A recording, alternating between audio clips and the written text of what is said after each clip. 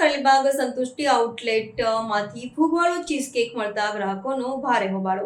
વડોદરા શહેરમાં ખાદ્ય પદાર્થોની ગુણવત્તા અંગે ફરી એકવાર ગંભીર સવાલો ઊભા થયા છે.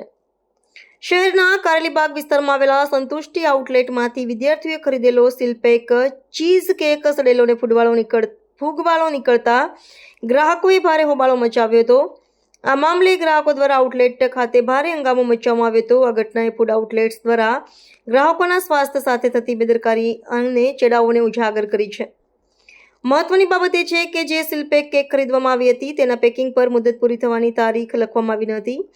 મુદત તારીખનો ઉલ્લેખ કરવો એ ખાદ્ય સુરક્ષા નિયમોનું ગંભીર ઉલ્લંઘન છે અને આઉટલેટ સંચાલકોની ઘોર બેદરકારી છતી કરે છે.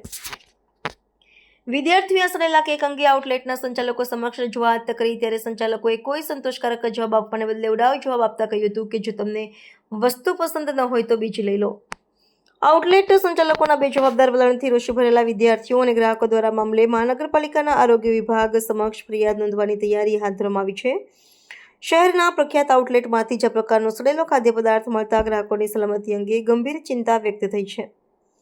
આ સમગ્ર મામલે ફૂડ વિભાગ દ્વારા સંતુષ્ટિ આઉટલેટ સામે તાત્કાલિક તપાસ અને કડક પગલાં લેવામાં આવે તેવી શક્યતા છે. સંગમ 4 રસ્તા પર જે આપણે સંતુષ્ટિને આઉટલેટ આવેલો છે ત્યાંથી અમે ચીઝ કેક લીધી હતી અને ચીઝ કેક ફૂલ ખરાબ નીકળી છે, ફૂલ ખાટી થઈ ગયેલી છે.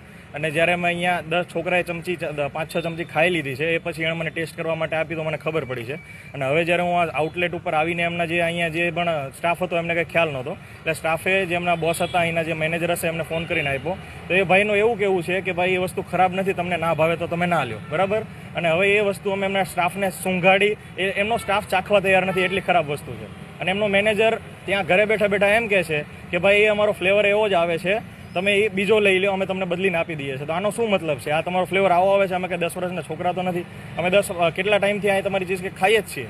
તો આટલી ખરાબ વસ્તુને હવે શું કઈ રીતે આમાં તમે રીઝન શું આપો છો? ખોટા રીઝન આપીને ખોટા બહાના બનાવીને પબ્લિકને રમાડવાના ધંધા કરો છો.